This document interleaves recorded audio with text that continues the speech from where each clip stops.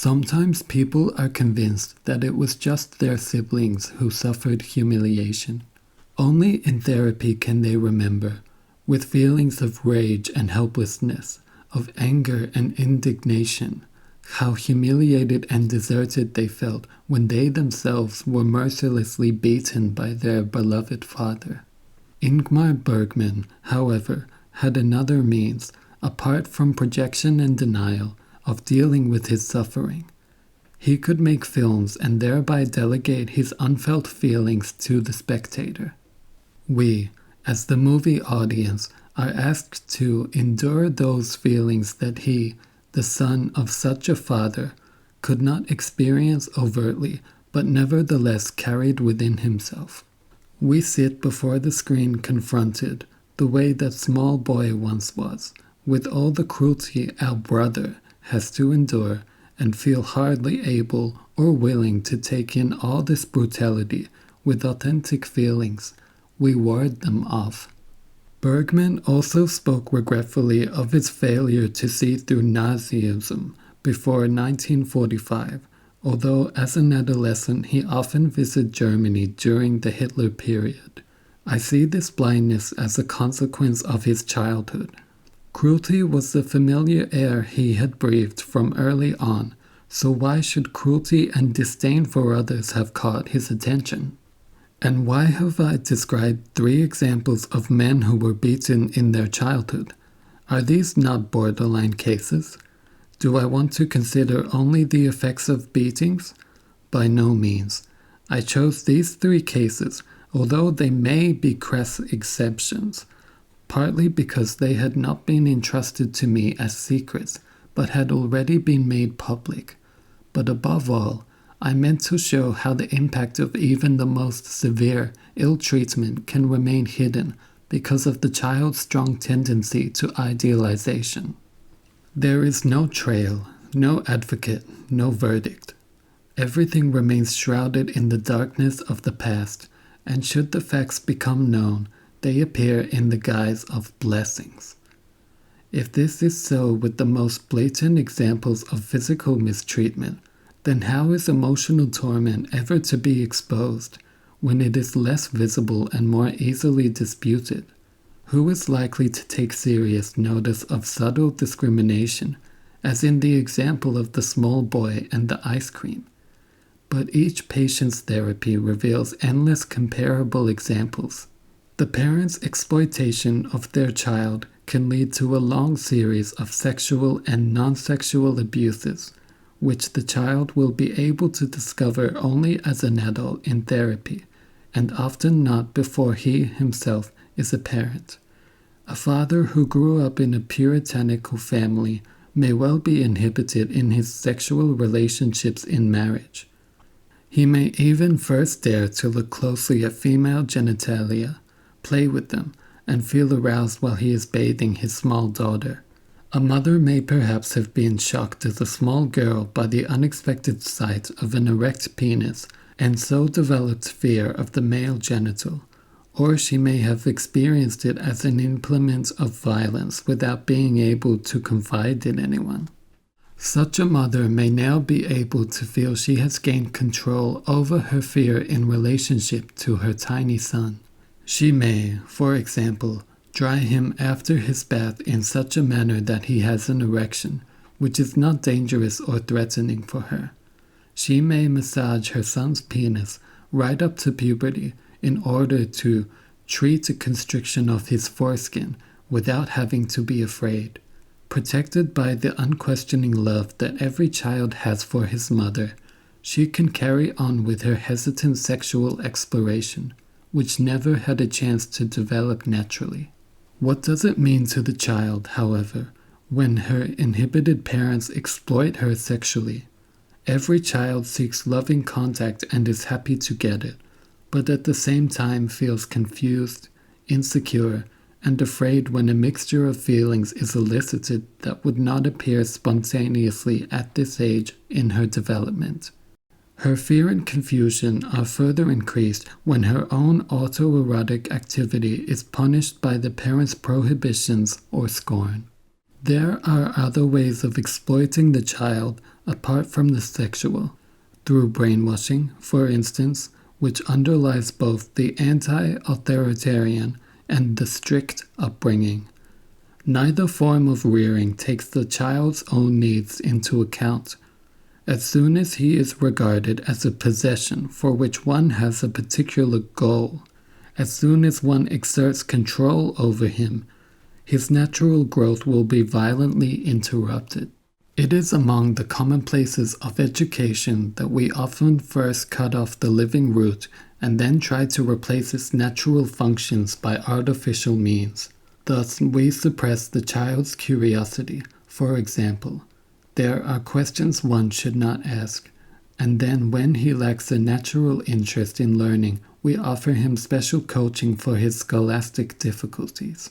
We find a similar example in the behavior of addicts. People who as children successfully repressed their intense feelings often try to regain, at least for a short time, their lost intensity of experience with the help of drugs or alcohol. If we want to avoid unconsciously motivated exploitation and disrespect of the child, we must first gain a conscious awareness of these dangers. Only if we become sensitive to the fine and subtle ways, as well as the more obvious but still denied ways, in which a child may suffer humiliation, can we hope to develop the respect for him he will need from the very first day of his life. There are various means of developing this sensitivity. We may, for instance, observe children who are strangers to us and attempt to feel empathy for them in their situation. But we must, above all, come to have empathy for our own fate. Our feelings will always reveal the true story, which no one else knows and which only we can discover. Working with contempt in therapy. When I worked as a psychoanalyst, I was sometimes asked in seminars or supervisors' sessions how one should deal with undesirable feelings, such as the irritation that patients sometimes arouse in the therapist. A sensitive therapist will of course feel this irritation. Should he suppress it in order to avoid rejecting the patient? But then the patient, too, will sense this suppressed anger without being able to comprehend it and will be confused. Should the therapist express it? Doing so may offend the patient and undermine her confidence.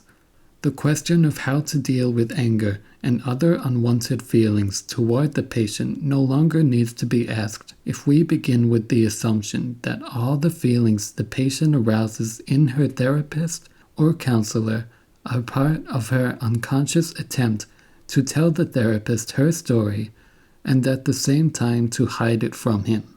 Although the way a patient evokes fear or irritation in the therapist is of course due in part to the patient's history, these feelings can also in large part be triggered by the therapist's own past. They should not be warded off, for they always indicate a hidden reality and past knowledge. The therapist must be able to experience them and clear them up. He must find out whether the feelings provoked by the patient are being triggered by his own life history, and if so, he will be able to work on them. The same relates to counselors who work with addicted patients or other victims of sexual or physical childhood mistreatment. Usually, they sense only a trace of their own fear before quickly concealing it with the help of abstract theories, commonplace moral advice, or very often simply authoritarian behavior. Damaged self-articulation in the compulsion to repeat. The newly won capacity to accept her feelings opens the way for the patient's long-repressed needs and wishes to be actualized. Some of these needs cannot be satisfied in reality since they are related to past situations. The urgent wish for a child, for example, may express among other things the wish to have an available mother. Unfortunately, children are too often wished for only as symbols to meet repressed needs. All the same, there are needs that can and should be satisfied in the present. Among these is every human being's central need to express herself.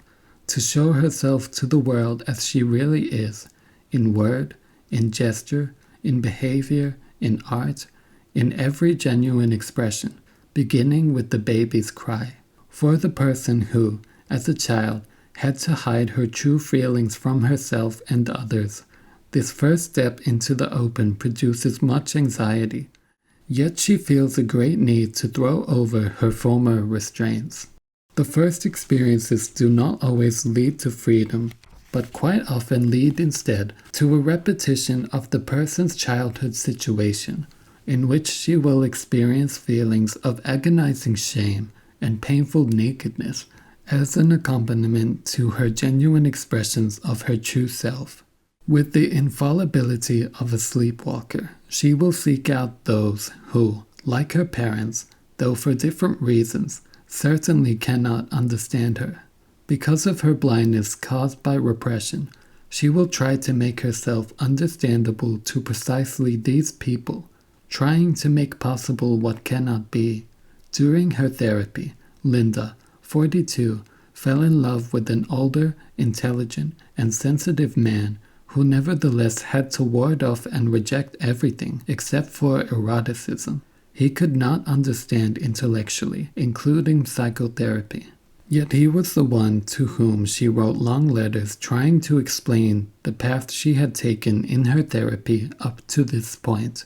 She succeeded in overlooking all signals of his incomprehension and increased her efforts even more, until at last she was forced to recognize that she had again found a father substitute, and that this was the reason she had been unable to give up her hopes of at last being understood. This awakening brought her agonizingly sharp feelings of shame, which lasted for a long time. One day she was able to feel this shame deeply in the session and said, "I feel so ridiculous, as if I've been talking to a wall and expecting it to answer, like a silly child." I asked, "Would you think it ridiculous if you saw a child who had to tell his troubles to a wall because there was no one else available?" The despairing sobbing that followed my question gave Linda access to a part of her former reality that was pervaded by boundless loneliness. It also eventually freed her from the agonizing, self-destructive, repetitive feelings of shame. Only much later could Linda dare to connect this experience of a wall with her own childhood history. For a time, this woman, who was normally capable of expressing herself so clearly, described everything in such an extraordinarily complicated way and at such precipitate speed that I couldn't fully understand it. She went through moments of sudden hate and rage, reproaching me for indifference and lack of understanding. Linda could hardly recognize me anymore, although I had not changed. In her estranged feelings, she now discovered the estrangement of her mother, who had spent the first year of her life in an orphanage and could not give her daughter any tenderness or closeness. Linda had known that for a long time, but it was only intellectual knowledge. Moreover, compassion for her mother's sad life history had hindered Linda from feeling her own plight. The image of the poor mother had blocked her feelings. It was not until she could make her reproaches, first toward me and then toward her mother, that the core of her despair became conscious. Her lifelong search for closeness and contact that had never been met in infancy and had become repressed.